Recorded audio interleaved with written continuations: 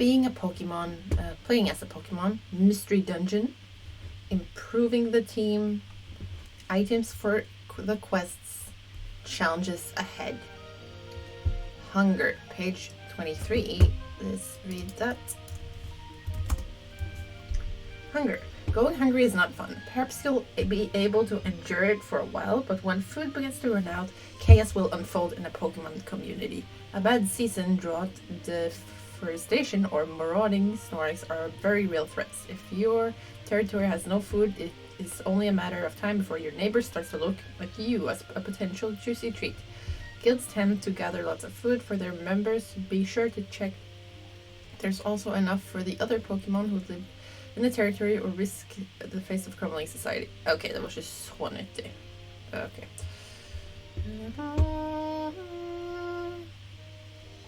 Pokemon trainer, Pokemon poachers and hunters, not relevant. Legendary Pokemon. I decide this. Most of them will immediately recognize you are a human mind inside of a Pokemon body. Their presence actively modifies... I don't know.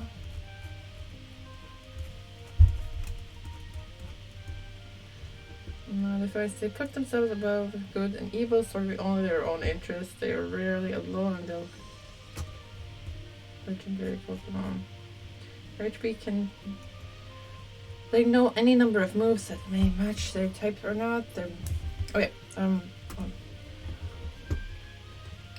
most of them work as Europe. Their presence actively modifies everything happening around them. Most of them should be more intelligent and wiser than humans. They put themselves above good and evil, serving only their own interests.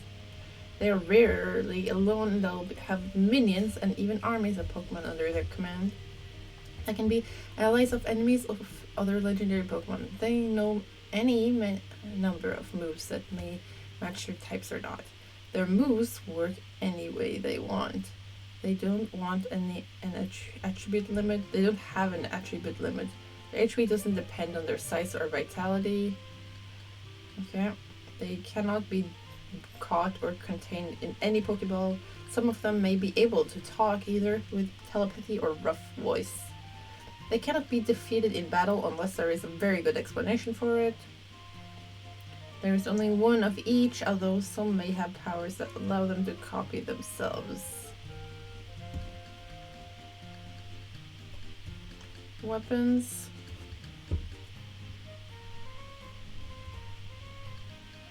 Seeds.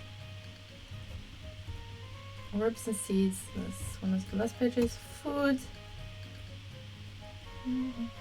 Garments, yes.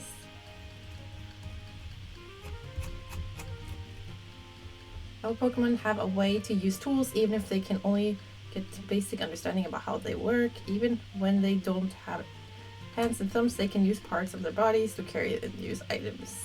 Garments. Mouthpiece of good fortune. Scarf. A twig of wheat. Spike leaf. Old. Pipe, anything you can carry with your mouth, it's good fortune for novices.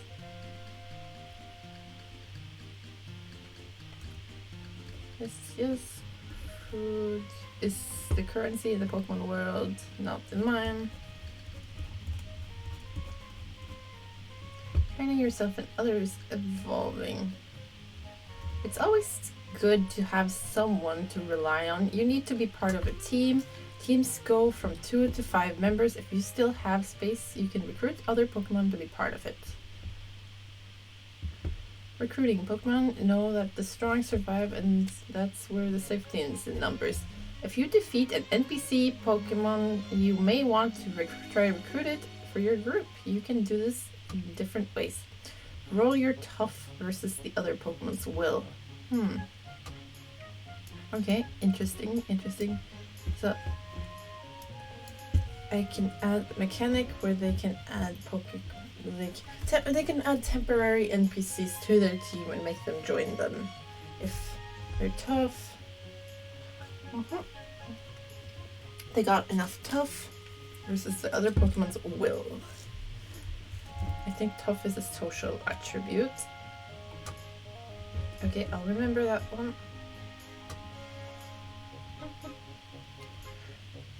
You prove yourself as the dominant Pokemon, and others must do as you say. Nice.